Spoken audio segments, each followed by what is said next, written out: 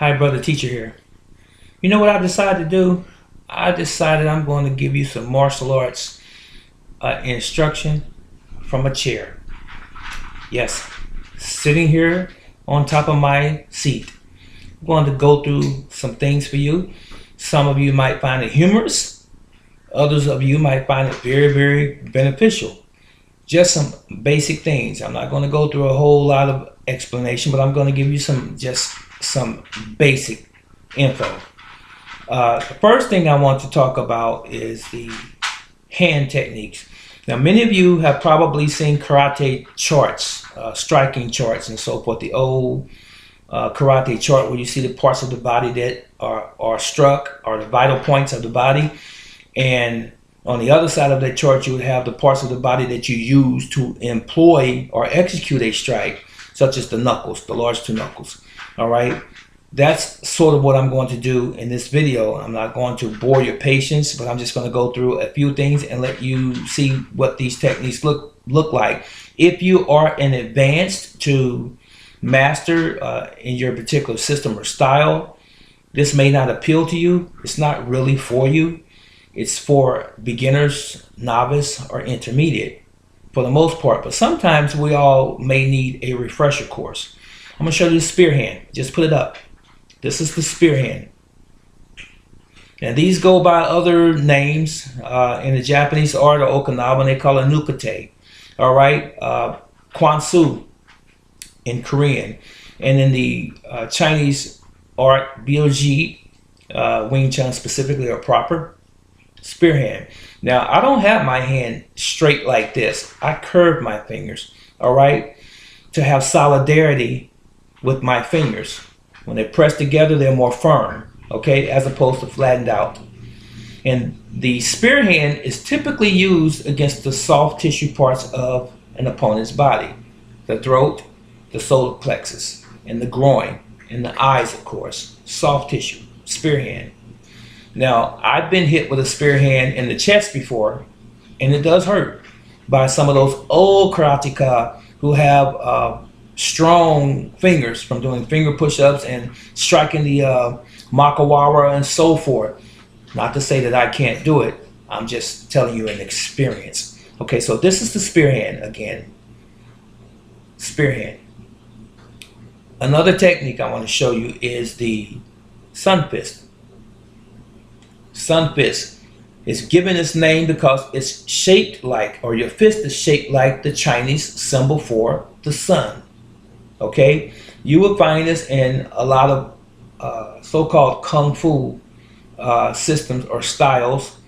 It is executed straight forward, and it's executed with a corkscrew in Wing Chun, for example, or even at an angle like so. Let me use my other hand, like that, or like this.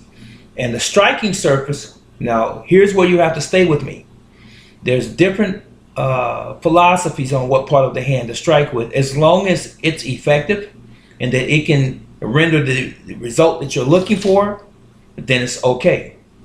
We have to have an open mind in martial arts as it relates to self-defense, and us as an individual. Stop treating it, in other words, as if my way should be the way for everyone.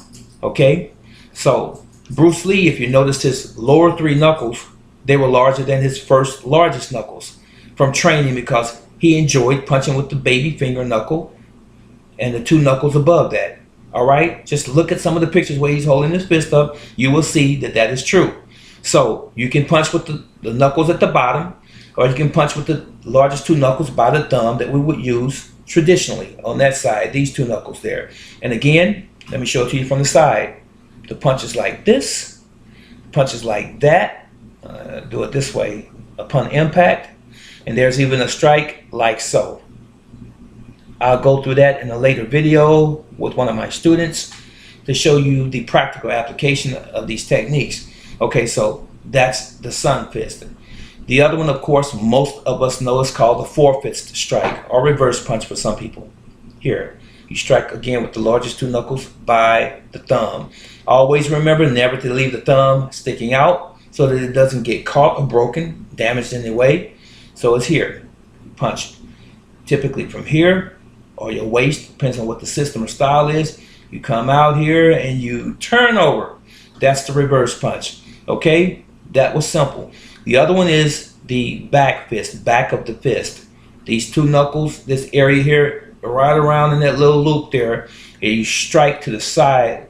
As a boxer has a jab here, a karateka or a martial artist jab is their back fist. Okay, it is a flicking technique here. Sometimes it's a pounding technique where you penetrate with it, but it's a flicking technique or setup technique.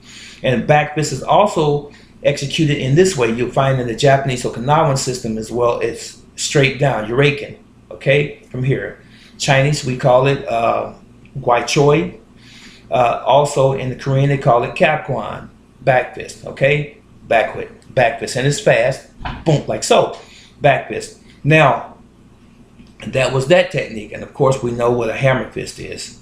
It's indicative of the positioning of the hand and what the hand looks like it's doing. It's a hammer-like, and that strike can come here, it can come there, it can go behind you if an individual is behind you and attacking you or grabbing you from the rear as well. This is a hammer fist. All right, hammer fist. You can attack the clavicle or the collarbone, the top of the nose also, okay, or even the chin. And we'll go over that, as I said before, in another video after this with one or two of my students.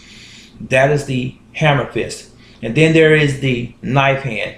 Looks like the knife, similar to the spear, but the part of the body you strike with is the fleshy part right here, right below the bone of the baby finger, the fleshy part right here. It can come in slicing this way, or reverse, or down, or diagonally, or even behind you. This is the knife hand. Some call it shuto or pseudo knife hand. All right. Now, this is usually employed again against bony areas of the body, side of the neck, the temple. Okay. You can chop to the ribs because there's not very much muscle there to protect the ribs. Vulnerable, less likely to have a lot of fat and muscle in those areas like that. The knife hand or the pseudo or shuto. That's the knife hand. And then you have something on the reverse of that called a reverse knife hand or a yaksudo, a reverse knife hand. Ridge hand, some people call it. Right here is the striking surface. This surface right here, that's the ridge hand. And again, it's employed against the temple, against the side of the neck, against the bony ribs, if you will, even in the stomach area or even in the groin. And men and women, FYI, have a groin. Men just have genitalia that hang away from their bodies. Okay, we both have groins. And properly, the groin is everything beneath the navel. From the navel where the bladder is and all of the area covered beneath that. That's your groin area. Okay, so that was the ridge hand, all right, or yaksudo for some. Now, the other thing is the palm strike. The bulb of the hand is the palm strike. You know what a palm strike is. You curve your hand back a little bit here. That's the palm. And the palm strike is usually employed under the nose, under the chin, or the solar plexus. The solar plexus is where your sternum is and where your ribs begin to split. That hollow there, the xiphoid process. It goes in and up, in and up. Okay, you can knock an individual's wind out of them, or you can cause even damage if you hit them hard enough. I won't go into some of the ramifications of certain techniques because it's really not appropriate for YouTube, because YouTube is an open platform where everybody is watching the videos on this platform, and you don't want to give certain things to certain individuals because they're going to abuse them. So we have to be mindful, you martial arts instructors, that you're careful in what you are posting in the way of techniques on YouTube. I'm not looking for stronger followership by showing some of the deeper, darker secrets of martial arts, which there are some. There are many. As a matter of fact, there are some people, they want to have many subscribers, so they put out everything on YouTube. You never do that, okay? Just a footnote. So that was the palm strike again. The next thing is a gouge. You can use one finger, single spear, Soft tissue again, eyes, throat, solar plexus even. You can use the thumb, you can use 2 fingers. This is a gouge, okay?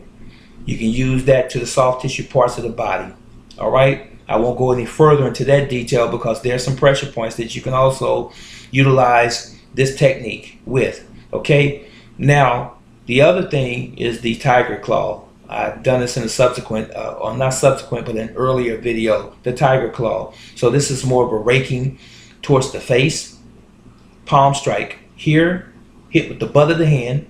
I'll use this hand as an example. You strike and you rake. Here and you rake. Going forward, it would be here and rake. Here and rake. Simulating or mimicking a tiger's paw. Okay? And then you have what is called the leopard strike. You crimp your first joints down, usually to the solar plexus, here, or to the throat. Even to the groin, you can use a leopard strike. And then we have the middle knuckle. I'm very, very fond. Let me show you again. The middle knuckle. Right here. That's your middle knuckle, ladies and gentlemen.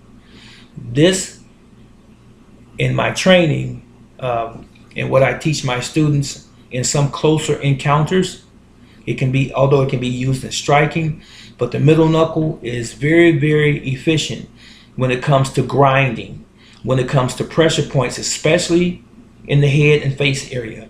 When someone is up close and personal, or they holding you in a position that won't let you go, and you need to get away from a purely self-defense standpoint, you can use that middle knuckle to dig and to grind into certain pressure points. Okay? You can look forward to that in a video coming soon with one of my students again. Okay? So I think that is all that I want to cover today in terms of hand techniques.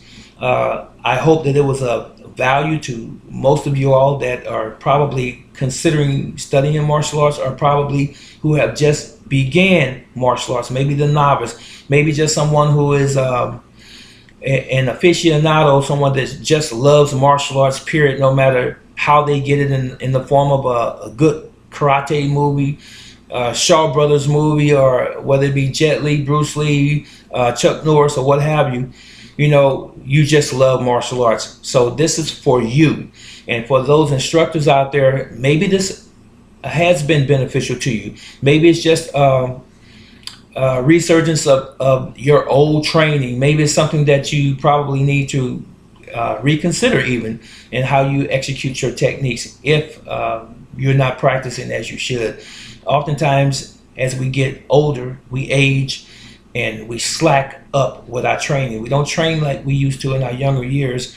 And I found from my own personal experience that a lot of martial arts instructors, they stop training in their mid-30s or later 30s, and they just pretty much sit down, stick their thumbs in their belts, and they're done, and they let someone else teach the class for them while they just observe. And they feel comfortable doing that. But that's not me.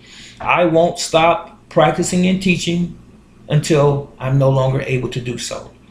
Well, anyway, I hope again that this video was of value. It was beneficial to those that have watched today. Please comment, subscribe, and share the video if you like. And I will see you in the next video. This is Brother Teacher, and I'm out.